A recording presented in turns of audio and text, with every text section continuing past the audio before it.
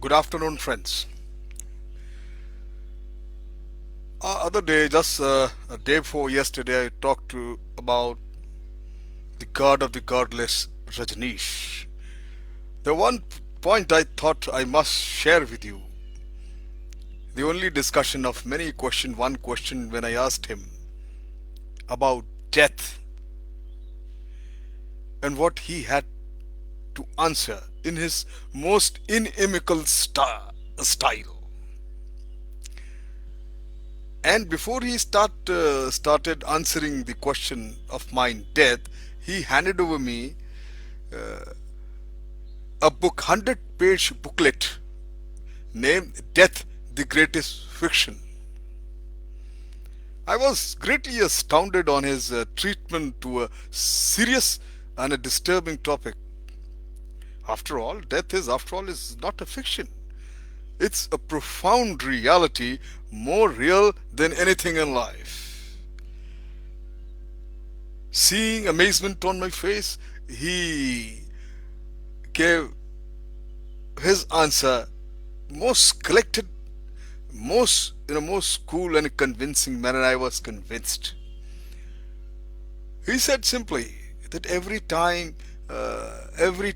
or every death brings the news. Actually, if not of the death of the person who has died, but your own death. No one cries for anybody's death, he said. That moment, everyone gets involved and thinks that the of his own death. Actually, he thinks, and he never cries for the person who is dead. He only cries for himself, and he's reminded of his own death. Now, one day he will also be passing. But the moment this thought comes, immediately there is another very convincing thought. Everybody gets it. That soul, it's a basically self-deception, deceptive thoughts. That what is this? Soul never dies. It is forever. It is for eternity. Soul lives forever. It's only the transition. Body dies. These are all, he says, are a deceptive self-deception and deceptive mental conversation. Everyone who witnesses a death or watches or witnesses a passing of a procession, death procession. Actually, he said, these are the thoughts of a scared people. They are so mortally scared. Internally, they are sounding these words just to convince them, and externally, they are putting a brave front. But this is all self-deception and nothing else. They are actually scared, mortally scared.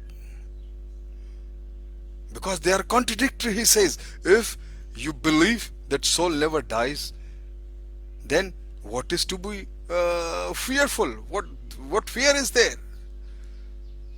Such people, he says, who repeats this and they are scared of death. They will talk of non-violence. All these such people, because they are scared that somebody will kill them, and that's why they have to preach non-violence. One should not be violent. One should not go for war. All these who are scared of killing and getting killed, actually, he says, they are important people. They can never live properly. They can never live peacefully. They can never live happily. He says, if there are million Gandhis talking of non-violence, the violence can never end. The wars can never end. Because all of them are scared people. And they know, everyone knows that they have to die. And outwardly keeps on repeating their soul is eternal and cannot die. Quite a dichotomy. The eternity of soul only is there when person can realize who understand the secret of life and secret of living, who lives simply fearlessly, who lives with his own or her conviction. And he gives example of electricity bulb. He says, body, your physical body is nothing more than electric bulb. Electricity comes, it spreads light. Electricity goes, there is no light. However, the bulb remains, and this bulb is actually signifies the body, and that electricity signifies soul. Bulb remains. Bulbs never disappears. Now, he says, body, one should not treat it more than body more than electrical bell. Whenever you hear, he says, a church bell, when you see a procession of death,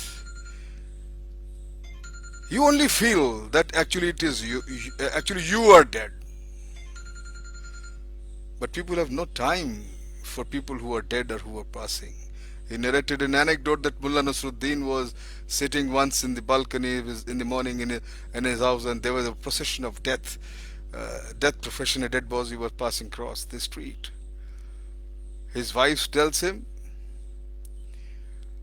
Mullah, look, somebody is dead.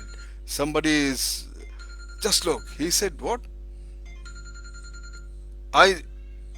Because I'm facing the other side, I cannot see the procession. You see for yourself.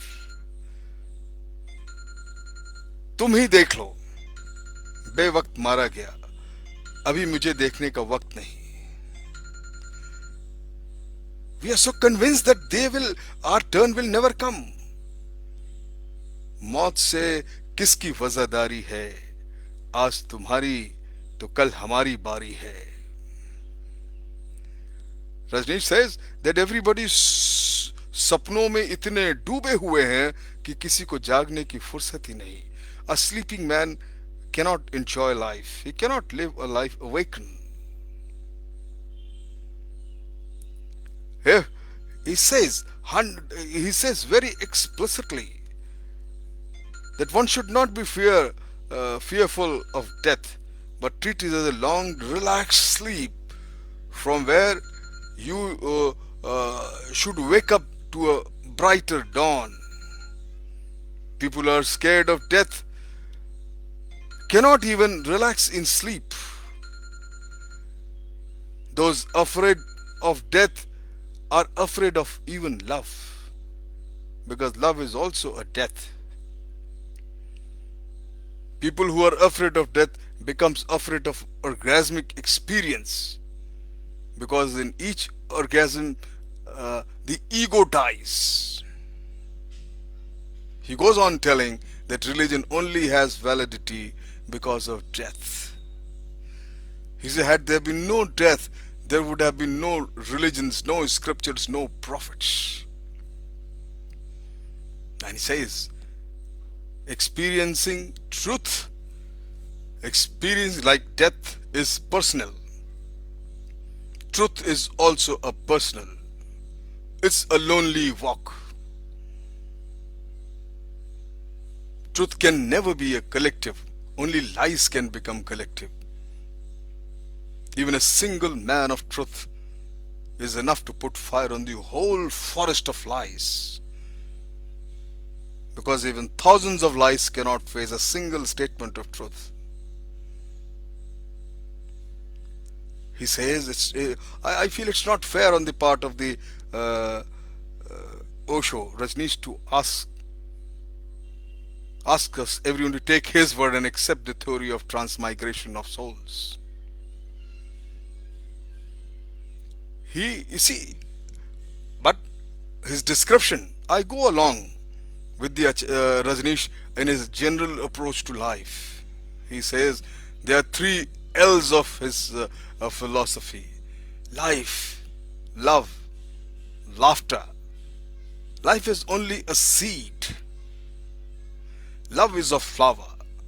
Laughter is a fragrance. Just to be born is not enough. One has to learn the art of living. That is the alpha, the A of meditation. One has to learn the art of loving. That is the B, second part of his meditation. Life, love, and laughter. And then one has to learn the art of laughing. And that is the third, the C of his dynamic meditation he preaches. And he says all kinds of meditation, they have only three letters: A, B, C. A, love, life. B, love. And C, laughter. It's sometimes difficult to accept Rajneesh's views on death, having allowed himself to become a Bhagwan as he called himself. He has fortified the right to say, I do not know. Nobody, not even Bhagwan Rajiv knows, I'm sure will know what happens to us after once we die. And as long as we do not know that uh, uh, what is going to happen, we will continue to dread of its coming. That's what I feel. There's a beautiful way, something very beautiful in the way Rajneesh died 6 months ago. You see, uh, just because I had met him just when he has returned from America, before he had died an year before when I went. So he was not meeting people because he was in a not in a good health. But being again an army officer, I was given a little audience. And he did not, he knew very well, suffering from so many diseases, that he did not have very long time to go. Rajneesh knew, he was fully aware that sense of times are running out. In January, his condition deteriorated rapidly and he was in great pain. He himself prayed for the death as a release from the bodily torture. He gave detailed instruction about his disposal of his personal belongings, his own funeral, where his ashes will be kept. And among his last words were, I leave you my dream. 10 years, so many years, I think 20 years has gone by, and he is still remembered and still uh, loved by people. He said, when he asked about what is going to happen once he died, his replies was as beautiful like any other this thing. He said, I will be dissolved in my people, just as you can taste the sea from the place and it is salty. You taste the sea from any place, it will taste salty. You will be able to taste any of my followers, sannyasins he called, and you will find the same taste, the taste of the blessed ones. He said, I'm preparing my followers, my people, to live joyfully, ecstatically.